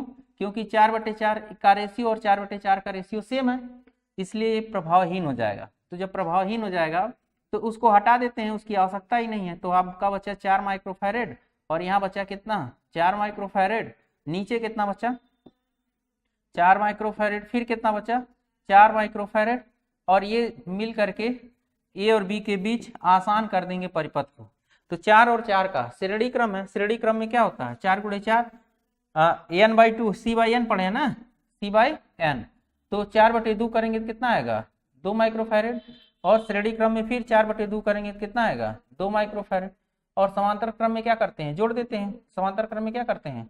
जोड़ लेते हैं। तो जोड़ देंगे तो एक संयुक्त रूप से एक संधारित्र का धारिता मिल जाएगा। कितने माइक्रोफैरेड का? 4 माइक्रोफैरेड का। कितने माइक्रोफैरेड का? 4 माइक्रोफैरेड का मिल जाएगा। तो लेकिन ये कहा ही नहीं है, अब से अभी ये बात पूछा ही नहीं है। आपसे पूछ रहा है ए बी के मध्य अगर 15 वोल्ट की बैटरी लगा दें। अब यहाँ पर कितने वोल्ट की? अब लगाइए यहाँ पर बैटरी, जैसे जैसे वो कहे, कोई दिक्कत नहीं।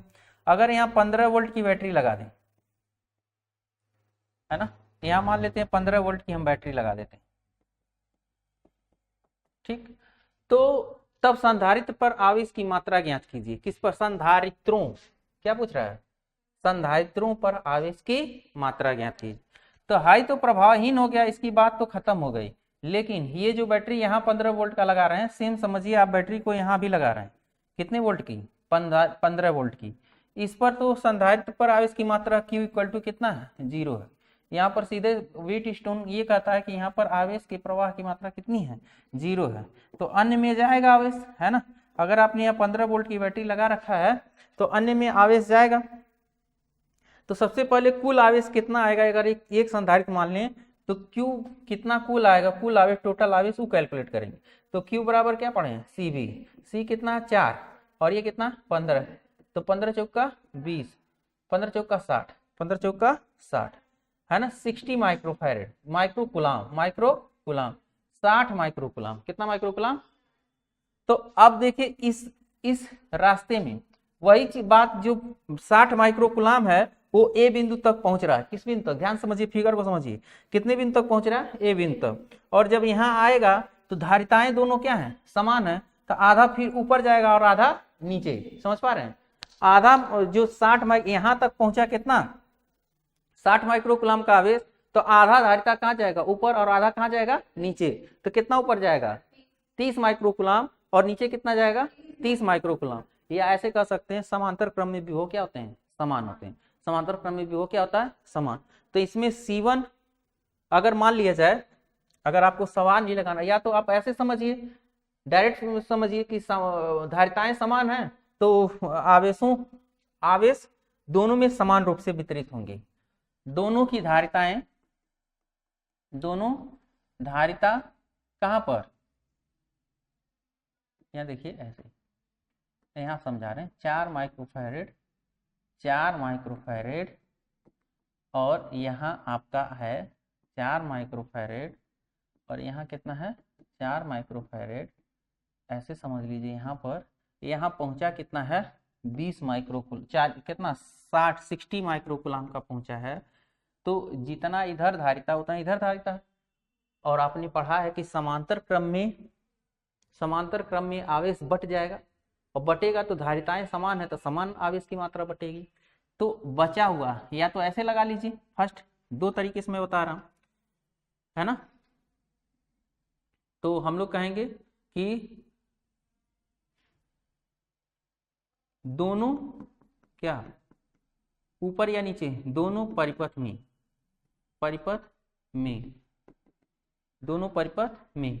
प्रवाहित आवेश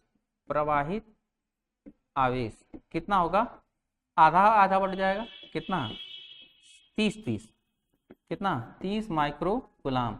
अर्थात जितने भी संधारित्र हैं सभी 4 माइक्रोकुलाम, 4 माइक्रोफैरेड और 4 माइक्रोफैरेड, सब में जितने भी जा रहे हैं सब में कितना जाएगा, 30 माइक्रोकुलाम, है ना, 30 माइक्रोकुलाम। या आपको ऐसी बात नहीं समझ में आती है तो आपने इस फिगर को अभी कहा है, इसका मतलब होता है ये, अभी पीछे बताया आपने कि इसका मतलब 2 माइक्रोफैरेड और इसका मतलब क्या, 2 माइक्रोफैरेड। जो 2 माइक्रोफैरेड में जाएगा वही 4 माइक्रोफैरेड में जाएगा। तो मैं ये कह रहा हूँ कि अगर यहाँ 60 माइक्रोकुलाम का आवेश आया है, अगर मैं इसको Q मान लूँ तो इसमें 60 माइनस Q जाएगा, कितना जाएगा, जो बचेगा उसमें से जाएगा। तो अगर बचा हुआ उसमें से जाएगा तो हम लोग जानते हैं समांतर क्रम में विभव क्या होता है, समान होता है। समांतर, पीछे क्वेश्चन मैंने एक टेक्निक से लगा दिया था, उससे भी लगा सकते हैं, नहीं तो इस विधि से लगा दी। समांतर क्रम में विभव समान होता है और विभव बराबर होता है आवेश, विभव V बराबर Q बाई सी, V बराबर Q बाई सी, यहाँ 2 है और यहाँ पर Q बाई 2 से क्या हो गया, कैंसिल आउट। और जब कैंसिल आउट हो जाएगा तो 60 माइनस Q इक्वल टू कितना, Q, तो आपको मिल जाएगा 2Q इक्वल टू 60। तो Q की वैल्यू कितना मिल गया, 30 माइक्रोकुलाम। तो अगर यहाँ 30 माइक्रोकुलाम है तो ऊपर भी कितना होगा, 30 माइक्रोकुलाम। ये 2 माइक्रोकुलाम इसी का परिणामी है, तो इसका मतलब यहाँ से जाने वाला आवेश कितना है, 30 माइक्रोकुलाम। ऊपर से भी जाने वाला आवेश कितना है, 30 माइक्रोकुलाम। ये कॉन्सेप्ट है क्वेश्चन का, समझ में। आगे चलते हैं। ये देखिए इस क्वेश्चन में कह रहा C तथा 2C धारिता वाले 2 समांतर प्लेट संधारित्र चित्रानुसार विभवांतर वाली बैटरी से जोड़े गए। ऐसे ही क्वेश्चन ज्यादा चांसेस बनते हैं आने के लिए। घबरा करके बहुत लोग होते हैं, घबरा करके क्वेश्चन छोड़ देते हैं, लेकिन कॉन्सेप्ट आप अगर सही रखिए तभी देखिए क्वेश्चन कैसे लग जाएगा। चलिए देखते हैं। इसमें क्वेश्चन में C कह रहा, ये धारिता है, 2C धारिता है, C धारिता और 2C धारिता है ना, 2 दे रहा। समांतर प्लेट संधारित्र के चित्रानुसार भी विभवांतर वाली बैटरी से जोड़े जाते हैं। यदि बैटरी को हटा दें तथा C धारिता वाले संधारित्र की प्लेट को पूर्ण रूप से K बराबर परिपथ भर दें तब ज्ञात कीजिए। तब ज्ञात करना संयोजन की तुल्य धारिता, संयोजन के बीच अंतिम विभवांतर और संयोजन का कुल संचित ऊर्जा। अब समझिए, पहले ये कह रहा है कि C तथा 2C धारिता वाले समांतर प्लेट संचितांश विभवांतर बैटरी जोड़े जाते हैं। यदि बैटरी हटा दें, यदि बैटरी क्या करें, हटा दें, बैटरी हटा दें। अब इसके बाद तथा C धारिता वाले संधारित्र की प्लेटों के बीच पूर्णतः K परावैद्युतांक का पदार्थ भर दें। बहुत टेक्निकल क्वेश्चन है।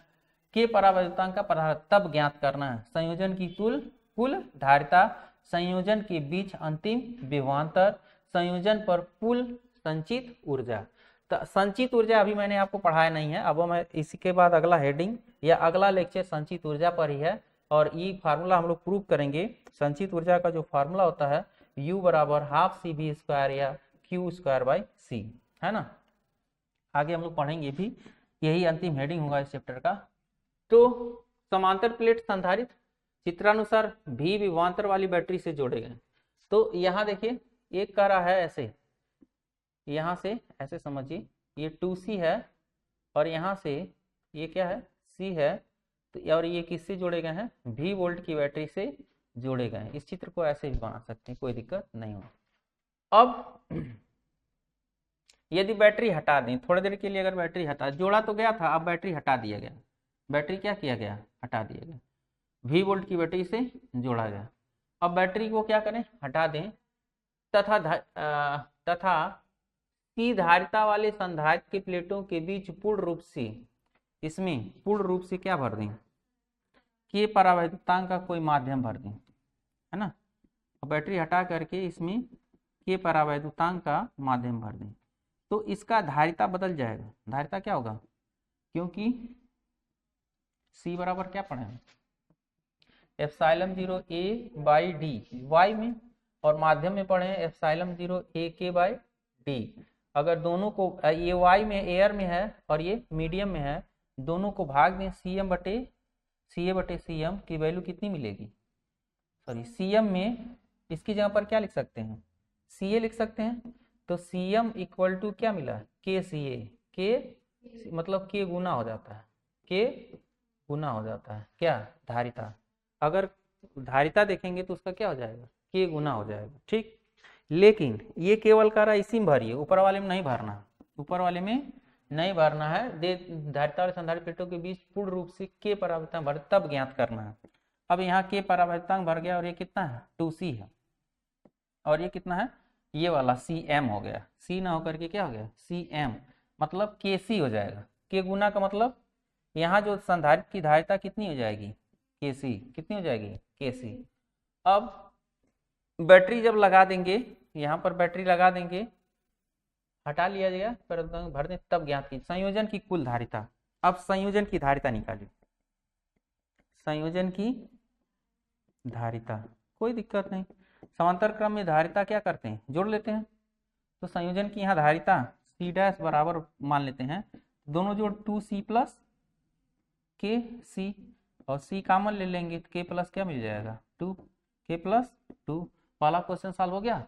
दूसरा क्वेश्चन देखिए, इसको देखिए, तो Q की वैल्यू, पहले जो बैटरी जितना आवेश दे रही थी, तो C इक्विवेलेंट समांतर क्रम में जोड़ लेते हैं, तो कितना हो जाएगा, 3C into V, 3C into V, है ना। तो अब चाहिए इस अवस्था में, यहाँ पर क्या चाहिए, विभवांतर। तो सेकेंड, ये फर्स्ट स्टेज में था, सेकेंड में जब दूसरी बार, है ना, पहला क्वेश्चन तो ये सॉल्व किए हैं, ऐसे समझिए, पहला सॉल्व किए, दूसरे क्वेश्चन को सॉल्व करते समय बैटरी Q कूलाम का आवेश दे रही है, लेकिन अब यहाँ बैटरी कितनी का आवेश दे रही है, Q'। क्यों Q', क्यों, सॉरी Q' नहीं दे रही, माफ कीजिएगा। आप माध्यम जब डाल देंगे तो बैटरी जितना पहले आवेश दे रही, अभी भी उतना ही आवेश दे रही, है ना। बैटरी जो पहले आवेश दे रही थी उतना ही आवेश अभी भी दे रही। तो यहाँ पर आपसे पूछ रहा है कितना, अंतिम विभवांतर, तो विभवांतर इसका क्या होगा, बदल जाएगा। इस पर जब भी हम क्या करेंगे, देखेंगे तो यहाँ विभवांतर बदल जाएगा। अब विभवांतर बदल करके मान लेते हैं, यहाँ पर जो आवेश आपने दिया है ना, कितना आवेश दिया था, Q बाई कितना, विभवांतर बराबर Q by C equivalent, Q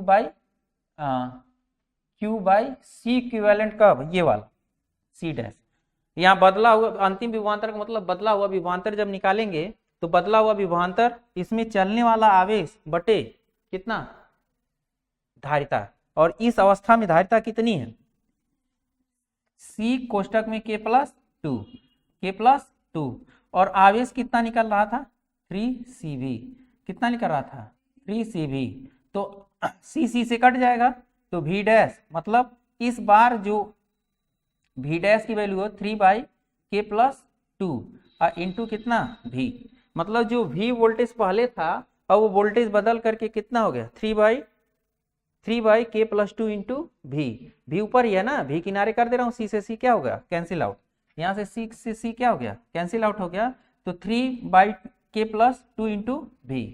समझे बात, ये तो मैंने आपको इस क्वेश्चन को समझाने के लिए बताया था, ये सारी बातें। अब देखिए फिर से समझिए, 2024 में पूछा हुआ क्वेश्चन है, पहले ही बैटरी लगाया था, ठीक, तो बैटरी लगा करके आपने Q आवेश माना और इसका इक्विवेलेंट जो होगा कैपेसिटेंस कितना होगा 3C, समांतर क्रम में जोड़ लेते हैं 3C हो जाएगा, तो आवेश मिल गया 3CV, ठीक, V वोल्ट लगाने पर। जब आपने इसमें क्या किया माध्यम भर दिया तो आपने देखा इसकी धारिता क्या हो गई बदल गई, और जब धारिता बदल गई तो उस पर विभवांतर भी क्या होगा बदल जाएगा Q/C डैश। अब C डैश की वैल्यू कितना निकाले थे K+2 और Q की वैल्यू रख देंगे, C से C कैंसिल आउट हो गया, तो विभवांतर 3/K+2 इंटू V। इसका मतलब अगर परावैद्युतांक की वैल्यू पता हो, जो माध्यम है उसके परावैद्युतांक की वैल्यू पता हो और जो वोल्टेज शुरू में लगा रख देंगे, तुरंत V डैश बदल करके कितना हो गया वो निकल जाएगा। समझे आप? एक चीज और पूछा, संयोजन की कुल ऊर्जा, अभी मैंने बताया U की वैल्यू हाफ CV² के क्या होगा बराबर होगा, तो यहाँ आपको दिखाई दे रहा है बच्चे, अब कब पूछा है यदि बैटरी को हटा दें, बैटरी को क्या करें हटा दें, तो ठीक है। अब आपसे पूछ रहा है संचित ऊर्जा, वो भी चाहे तो इसे लगा लें कि संचित ऊर्जा के लिए हमें फार्मूला बताया, आगे पढ़ाएंगे भी, अगला लेक्चर वही है, तो जो पहला संधारित्र है वो कुछ ऊर्जा संचित करेगा, है ना, V dash square half CV² का है, हाफ C दूसरा संधारित्र पर भी इस पर क्या होगा ऊर्जा संचित होगा, हाफ कॉमन हो गया, C पहला संधारित्र उसकी धारिता आपने अगर मान लिया कितना माना है C डैश, इसको पहला संधारित्र माने तो KC है, कितना है KC है ना, कितना है KC, हाफ कॉमन ले रहा हूं, और V डैश की वैल्यू आपने अभी V डैश दोनों जगह कॉमन, एक चीज और देखते हैं, हाफ इसको लिख सकते हैं C1 plus C2 V dash का होल स्क्वायर, ऐसे लिख दूं तो आसान हो जाएगा। और इसको कह रहे हैं C1 की वैल्यू कितनी है, C1 की वैल्यू KC है और C2 वैल्यू 2C है, यहाँ पर लिख देंगे KC प्लस 2C है ना, इंटू कितना V डैश की वैल्यू क्या कैलकुलेट किया आपने, V डैश की वैल्यू आपने कैलकुलेट किया कितना 3/K+2 into V, 3/K+2 into V, इसका स्क्वायर कर देंगे, इसका क्या करेंगे स्क्वायर कर देंगे, तो अब देखिए यहाँ कॉमन हो जाएगा कौन C, तो यहाँ पर मिलेगा क्या K+2 और इंटू यहाँ देखिए 3 3 जा 9 और यहाँ K+2 का क्या लिखेंगे होल स्क्वायर और इंटू V स्क्वायर, है देखिए K+2 से T स्क्वायर क्या होगा कट जाएगा, तो अब कट गया तो आपको मिला हाफ C और ये कितना है 9C लिख दे रहा हूँ, 9/2 into C into C by लिख दे रहा हूँ, इसको बढ़िया से अच्छे से लिख दे रहा हूँ C/K+2 इंटू V स्क्वायर, ये किसकी वैल्यू हो गई संचित ऊर्जा, किसकी वैल्यू हो गई संचित ऊर्जा की वैल्यू हो गई। समझ आए? ये प्रश्न अपने आप में अच्छा प्रश्न है, अगर आप इस पे देखिएगा एक बार नहीं 2-3 बार जरूर ये प्रयास करिएगा कि हम जैसे कॉन्सेप्ट बताएं जैसे समझा करके 2 से 3 बार इस प्रश्न को जरूर आप रिपीट करिएगा ताकि ये समझ में आ जाए कि हम क्या समझाना। इसके पहले जो क्वेश्चन थे इससे बड़े सामान्य थे, है ना, ये थोड़ा सा टेक्निकल क्वेश्चन है क्योंकि ये समझ पर डिपेंड करता। ठीक, अगला क्वेश्चन देखते हैं। अगले क्वेश्चन में कह रहे हैं यहां पर किसी संधारित्र के प्लेटों के बीच परावैद्युत भरने पर उसकी धारिता पर क्या प्रभाव पड़ेगा। फिर परावैद्युत ही भर रहा, दिए गए परिपथ में दोनों संधारित्र पर संचित आवेश तथा विभव की गणना कीजिए। पहली बात तो ये जान लीजिए कि संधारित्र पर परावैद्युत भरेंगे तो ε0 AK/d आप पढ़ें, ε0 AK/d, अर्थात जो परावैद्युत है उसका परावैद्युतांक अगर देखा जाए ज्यों ही परावैद्युत घुसाएंगे तो उसके परावैद्युतांक उतना गुना हो जाएगा, अर्थात धारिता क्या हो जाएगी, बढ़ जाएगी। पहले अगर वायु भरा है तो इतना ही था, और परावैद्युत भरेंगे तो उसका के गुना, उसका उतना गुना हो जाएगा, के की वैल्यू का उतना गुना का मतलब बढ़ जाएगा, क्या होगा, बढ़ जाएगा। तो क्या उत्तर लिखेंगे, चूंकि ऐसे लिखेंगे, चूंकि C बराबर एप्सिलॉन 0 A/D इंटू के, अर्थात संधारित्र सीधा सीधा डिपेंड करता है के पर, अतः परावैद्युत भरने पर, कौन, परावैद्युत भरने पर धारिता क्या होगी, बढ़ जाएगी, भरने पर धारिता क्या हो जाएगी, बढ़ जाएगी, धारिता बढ़ जाएगी। दूसरी बात क्या कर रहा है वो देखते हैं। कह रहा है कि दिए गए परिपथ में दोनों संधारित्र संचित आवेशों तथा विभव की गणना कीजिए। अब इस प्रश्न में ध्यान से समझिएगा, कभी भी जब संधारित्र परिपथ होता है ना, जहां पर भी संधारित्र परिपथ आएगा उस प्रतिरोध परिपथ जब भी आएगा, दोनों लोग आएंगे तो संधारित्र में आवेश चलता है, संधारित्र में कौन चलता है, आवेश, और प्रतिरोध में कौन चलता है, धारा चलती है। प्रतिरोध परिपथ में कौन चलता है, धारा। तो परिपथ संधारित्र संचित आवेश तथा विभव की गणना कीजिए।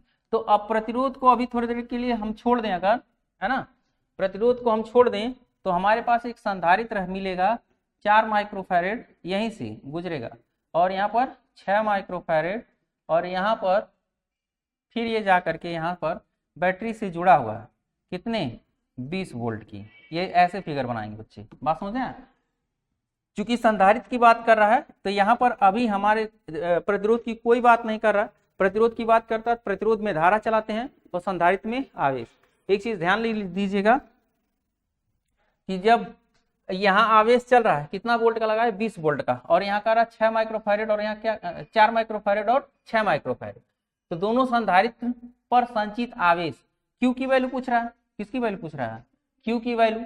तो जितना आवेश निकलेगा उस दोनों से होकर गुजरेगा, तो संचित आवेश चाहिए, तो पहले C इक्विवेलेंट निकालें, और श्रेणी क्रम में 4 × 6 और 4 + 6 कितना आएगा, 24/10, कितना आया, 2.4 माइक्रोफैरेड, C इक्विवेलेंट की वैल्यू आ गई, ठीक। और चूंकि हम लोग पढ़े हैं Q बराबर CV, संचित आवेश क्या पढ़े हैं, संचित आवेश की वैल्यू Q बराबर क्या होती है, CV से अगर निकालें तो V की वैल्यू दिया है, C की वैल्यू कितना, 2.4, और गुणे कितना लिखेंगे, 20, तो कितना, 24 × 48 माइक्रो कूलाम, कितना आएगा, क्योंकि माइक्रोफैरेड में वैल्यू रखे हैं तो वैल्यू किस में आएगी, माइक्रो कूलाम में। ये दोनों संधारित्रों में क्या है, संचित आवेश, संधारित्रों पर। अब देखिए संचित आवेश दोनों पर क्यों है, क्योंकि श्रेणी क्रम में क्या होता है, आवेश समान जाता है, आवेश क्या होता है, समान जाता है, ठीक है। तो ये क्वेश्चन का, और विभव की भी गणना करना है। अब आगे आवेश तो समान जाता है, श्रेणी क्रम में आवेश क्या होता है, यहाँ देखेंगे, अगर यहाँ Q आवेश यहाँ है, Q आवेश यहाँ होगा, ये C1 है, ये C2 है, लेकिन विभव अलग अलग होता है। विभव क्या होता है, तो V1 बराबर V बराबर Q/C, तो Q/C1 लेंगे, और V2 बराबर क्या लेंगे, Q/C2, या V1 अगर निकाल करके 20 में से घटा देंगे तो अगले का हो जाएगा, ऐसे भी कर सकते हैं। या अभी देखिएगा दोनों को जोड़ेंगे तो वही आएगा। Q की वैल्यू कितना का है, 48 है ना, और C1 कितना है, तो कितना आएगा, 12 वोल्ट, 12, दोनों माइक्रो कूलाम माइक्रोफैरेड है, माइक्रो से कट जाएगा, वोल्ट में आ जाएगा। और यहाँ कितना रखें, 6 बटे कितना, नहीं सॉरी, Q की वैल्यू कितना है, 48 है, बटे 6, तो कितना आया, 8। अब जरा दोनों जोड़ लीजिए, कितना आया, 20। ये मैंने कहा ना कि अभी जो वोल्टेज दिए हैं इन दोनों को जोड़ देंगे तो जितना वोल्टेज दिए वो मिल जाएगा, है ना। तो अब दोनों पर विभव भी मिल गया, दोनों पर क्या मिल गया, विभव। ये आपसे पूछा था, है ना। संचित आवेश कितना होगा, 48 माइक्रो कूलाम, श्रेणी क्रम है तो समान होगा, और विभव की गणना की है तो कितना आया, 12 वोल्ट और 8 वोल्ट, 12 वोल्ट और। अगला क्वेश्चन देखते हैं संधारित्र पर, यही अंतिम क्वेश्चन है संधारित्र का। समान धारिता के 4 संधारित्र श्रेणी क्रम में 20 वोल्ट की बैटरी से जुड़े हैं, मध्य बिंदु O भू संपर्कित है, बिंदु P और Q के Q पर विभव की गणना करना, बिंदु P और Q पर क्या करना। अब देखिए भू संपर्कित कर दिया, क्या किया ये, हाँ भू संपर्कित कर दिया। भू संपर्कन का मतलब आवेश नीचे उतर जाता है, आवेश क्या होगा,